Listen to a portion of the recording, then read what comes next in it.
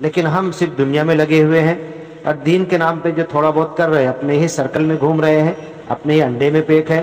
اس انڈے سے باہر نکلنا پڑے گا اور 25 کروڑ سے قرآن کو نکال کر 100 کروڑ تک پہنچانا پڑے گا۔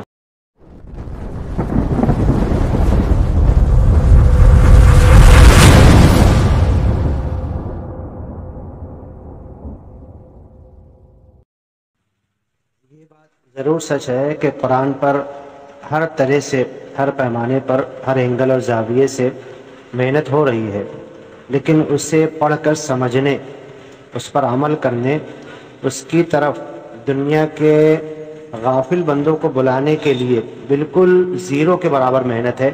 اکا دکا لوگ کر رہے، کلیم صدیقی جیسے لوگ کر رہے تھے، وہ بھی دھر لیے گئے۔ اس کے بعد اور خوف کا عالم ہے، لوگ بالکل نہیں کے برابر کر رہے۔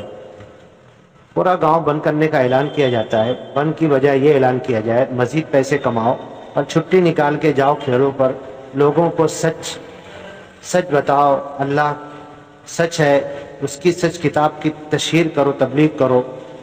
یہ کسی سے نہیں ہو رہا ہے، اور اسی جرم میں اللہ پوری امت کو ہلاک کر سکتا ہے، جس کی دھمکی قرآن میں 6-7 جگہ پر ہے۔ یستبدل قوما غیرکم، تمہاری جگہ دوسری قوم کو لائے گا۔ اور یہ پہلے مخاطب صحابہ تھے، صحابہ کو مخاطب کیا کہ تم اگر اس کا حق ادا نہیں کرو گے تو اللہ تمہیں ہٹا کر دوسری قوم کو لائے گا۔ تو صحابہ تو سدھر گئے، اسلام کے لیے اپنا سب کچھ تج دیا، لیکن ہم صرف دنیا میں لگے ہوئے ہیں اور دین کے نام پہ جو تھوڑا بہت کر رہے ہیں، اپنے ہی سرکل میں گھوم رہے ہیں، اپنے ہی انڈے میں پیک ہے۔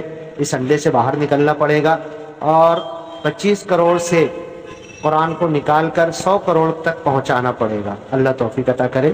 السلام علیکم ورحمۃ اللہ وبرکاتہ۔